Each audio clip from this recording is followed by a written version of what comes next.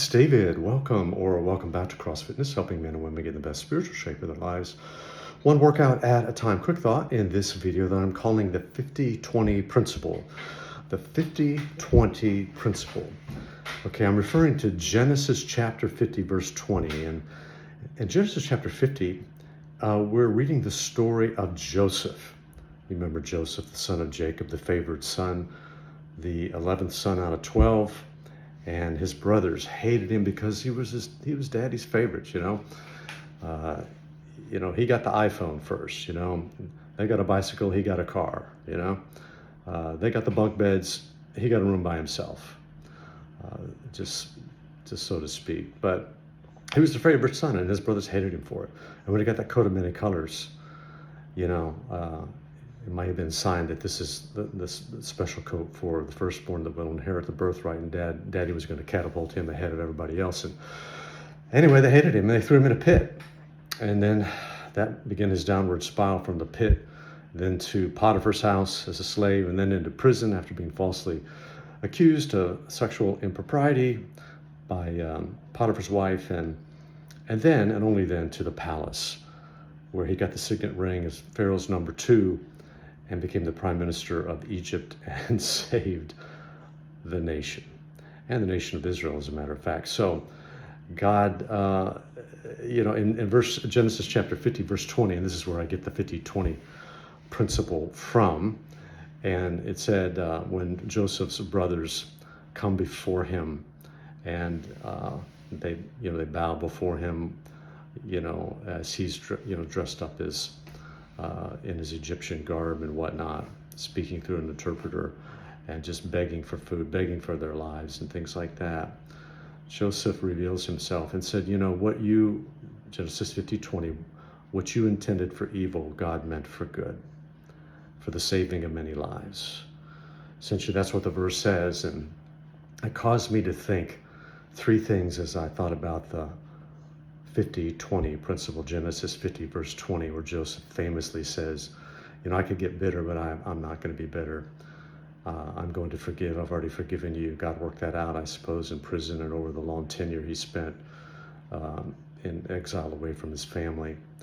But he said, what you meant for evil, God meant for good, for the saving and preserving of many lives. And it caused me to have 3 thoughts. Number 1 is that God has a plan.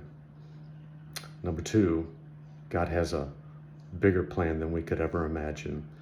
And number 3, God has a better plan than we could even create in our own minds.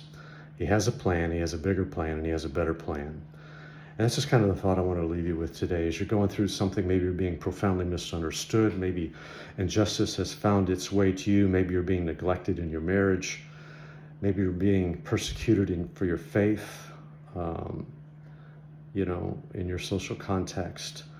Maybe you're being ignored and overlooked and unseen and invisible and obscure and marginalized and stigmatized and ostracized. I don't know what your deal is, but I would encourage you to think that if you are a faith person, if you are a man or a woman who loves Jesus, who's a disciple of Christ, who's taking up your cross daily and following him, denying yourself, that God has a plan. He has a bigger plan, and he has a better plan than you could ever imagine. He's able to cause everything to work together for the good of them that love God and are called according to his purpose, Romans 8:28.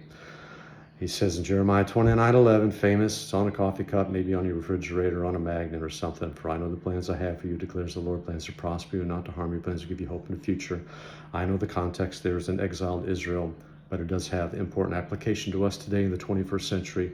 Furthermore, Ephesians 2:10 says, you are God's masterpiece, his workmanship, created in Christ Jesus to do good works, which God has prepared in advance for you to do. And sometimes the pathway to that, it's not, go from A to B, B to C, and C to D.